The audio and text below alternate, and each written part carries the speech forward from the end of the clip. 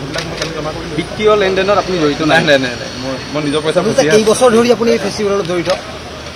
পিয়াৰটো মই কৰোঁৱেই শিকে ফেষ্টিভেলৰ সময়ত মই পিয়াৰটো কৰোঁ মানে লাষ্ট 8 ইয়াৰ্ছ 9 ইয়াৰ্ছ হ'ব প্ৰথমতে আছোঁ। এইবাৰ আপুনি ছিংগাপুৰত আছিলে আপোনাৰো কিবা পইচা বাকী আছে নেকি? অলপতো দিলে চলে ন, এতিয়া এইবিলাক কৰি লাভ নাই আৰু শিকে।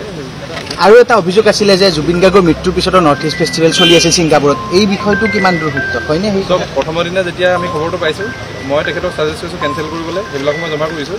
কেঞ্চেলেশ্যনৰ সেইটোও দিছিলে হাই কমিশ্যনাৰে, আৰু তাৰপৰা মই যি ঘূৰি আহিলোঁ হোটেললৈ, মই আৰু তালৈ ঘূৰি যোৱা নাই। গতিকে তেওঁলোকে পাছত কি হৈছে মই সেই বিষয়ে নাজানো, মই কিন্তু নাই মানে আপোনালোকে সেইটো। আপুনি তাৰ ছিংগাপুৰৰ পৰা ইয়ালৈ কেতিয়া আহিছে? লগে ভাগে আহিছে নে? মোৰ 22 তাৰিখে টিকেট আছিলে, মই 22 তাৰিখে আহিছোঁ। বাকী দুদিনটো মই চাৰচতৰ লগতে ঘূৰি আছিলোঁ, মানে চাৰচত গৈছিলেতো ইয়াৰ পৰা। ঘটনা সংঘটিত হোৱাৰ সময়ত আপুনি ক'ত আছিলে? মই আছিলোঁ চানটেক কনভেনশ্যন চেণ্টাৰত।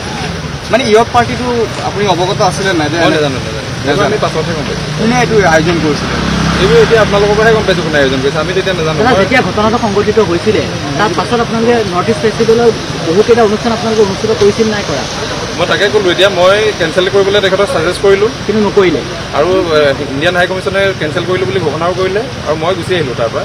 আৰু ছেকেণ্ড থাৰ্ড ডেট মই কিন্তু একেবাৰে যোৱা নাই। কিন্তু অভিযোগ উঠিছে যে তাত ফেশ্বন শ্ব' এটা চলিছিলে জুবিন দাৰ ঘটনাটো হোৱাৰ পিছতো বুলি। সেইটো আমিও দেখিছোঁৱে, কিন্তু মই ক'ব নোৱাৰিম, সেইটো আপোনাৰ হেৰিয়ে জানিব। চাৰচতৰ লগতে মই ঘূৰি আছিলোঁ, আপুনি সিমানকে শিকক। এতিয়া বাকীখিনি মই পাছত ক'ম কিবা থাকিলে।